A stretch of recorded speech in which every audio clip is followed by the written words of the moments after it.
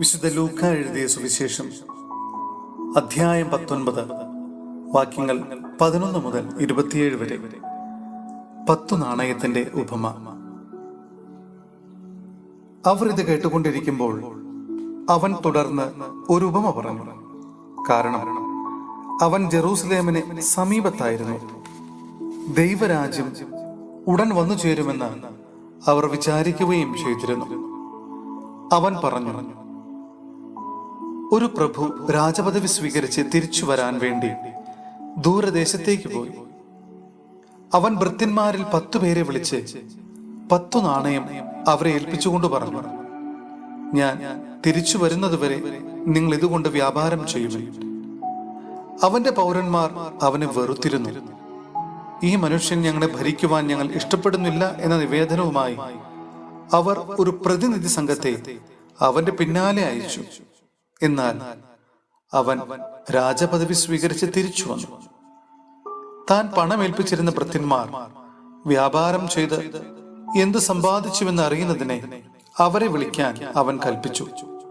ഒന്നാമൻ വന്നു പറഞ്ഞു, യജമാനനെ, നീ തന്ന നാണയം 10 കൂടി നേടിയിരിക്കുന്നു. അവൻ പറഞ്ഞു, കൊള്ളാം, നല്ലവനായ ഭൃത്യ, ചെറിയ കാര്യത്തിൽ വിശ്വസ്തനായിരിക്കുന്നതുകൊണ്ട് 10 നഗരങ്ങളുടെ മേൽ നീ അധികാരിയായിരിക്കും. രണ്ടാമൻ വന്നു പറഞ്ഞു, യജമാനനെ, നീ തന്ന നാണയം 5 കോടി നേടിയിരിക്കുന്നു.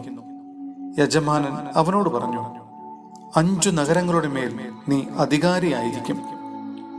വേറൊരുവൻ വന്നു പറഞ്ഞു, യജമാനനെ, ഞാൻ തുണിയിൽ പൊതിഞ്ഞു സൂക്ഷിച്ചിരിക്കുന്ന നിന്റെ നാണയം ഇതാ.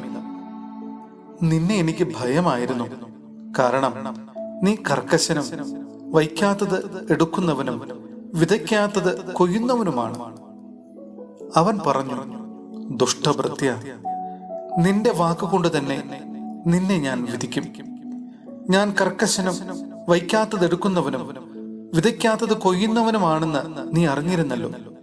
പിന്നെ നീ എന്തുകൊണ്ട് പണമിടപാടുകാരെ എന്റെ പണം ഏൽപ്പിച്ചില്ല?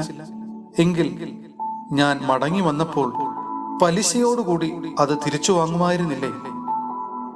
അവൻ ചുറ്റും നിന്നവരോട് പറഞ്ഞു, അവനിൽ നിന്ന് ആ നാണയം എടുത്ത് 10 നാണയമുള്ളവന് കൊടുക്കുക. അവർ അവനോട്, യജമാനനെ, അവന് 10 നാണയമുണ്ടല്ലോ എന്ന് പറഞ്ഞു. ഞാൻ നിങ്ങളോട് പറയുന്നു, ഉള്ളവന് കൊടുക്കപ്പെടും, ഇല്ലാത്തവനിൽ നിന്ന് ഉള്ളത് പോലും എടുക്കപ്പെടും. ഞാൻ ഭരിക്കുന്നത് ഇഷ്ടമില്ലാതിരുന്ന എന്റെ ശത്രുക്കളെ ഇവിടെ കൊണ്ടുവന്ന് എന്റെ മുമ്പിൽ വെച്ച് കൊന്നുകളയുവിൻ. സഹോദരരെ, വിശുദ്ധ പൗലോസ്ലീഹ കൊരിന്ത്യസിലെ സഭയ്ക്ക് എഴുതിയ 1-ാം ലേഖനം അധ്യായം 14 വാക്യങ്ങൾ 20 മുതൽ 25 വരെ. പ്രവചനപരവും ഭാഷാപരവും. സഹോദരരെ, ചിന്തയിൽ നിങ്ങൾ ശിശുക്കളായിരിക്കരുത്. തിന്മയെ സംബന്ധിച്ചിടത്തോളം നിങ്ങൾ പൈതങ്ങളെ പോലെയും ചിന്തയിൽ പക്വമതികളെ പോലെയും ആയിരിക്കുവിൻ. നിയമത്തിൽ ഇപ്രകാരം എഴുതപ്പെട്ടിരിക്കുന്നു, അന്യഭാഷകൾ സംസാരിക്കുന്ന ആളുകൾ മുഖേനയും അന്യദേശക്കാരുടെ അധരങ്ങൾ മുഖേനയും ഞാൻ ഈ ജനത്തോട് സംസാരിക്കും. എന്നാലും അവർ എന്നെ കേൾക്കാൻ കൂട്ടാക്കുകയില്ല എന്ന് കർത്താവ് പറയുന്നു. ഭാഷാപരം വിശ്വാസികൾക്കുള്ളതല്ല, അവിശ്വാസികൾക്കുള്ള അടയാളമാണ്. പ്രവചനമാകട്ടെ അവിശ്വാസികൾക്കല്ല, വിശ്വാസികൾക്ക് വേണ്ടിയുള്ളതും. ആകയാൽ സഭ മുഴുവൻ സമ്മേളിച്ചിരിക്കെ ഓരോരുത്തരും ഭാഷാപരത്തോടെ സംസാരിക്കുന്നതായി അജ്ഞരോ അവിശ്വാസികളോ വന്നു കണ്ടാൽ നിങ്ങൾക്ക് ഭ്രാന്താണെന്ന് അവർ പറയുകയില്ലേ?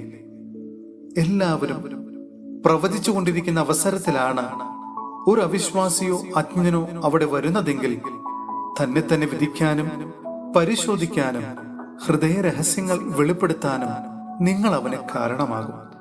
അങ്ങനെ അവൻ സാഷ്ടാംഗ പ്രണാമം ചെയ്ത് ദൈവത്തെ ആരാധിക്കാനും ദൈവം നിങ്ങളുടെ ഇടയിലുണ്ടെന്ന് പ്രഖ്യാപിക്കാനും ഇടയാകും.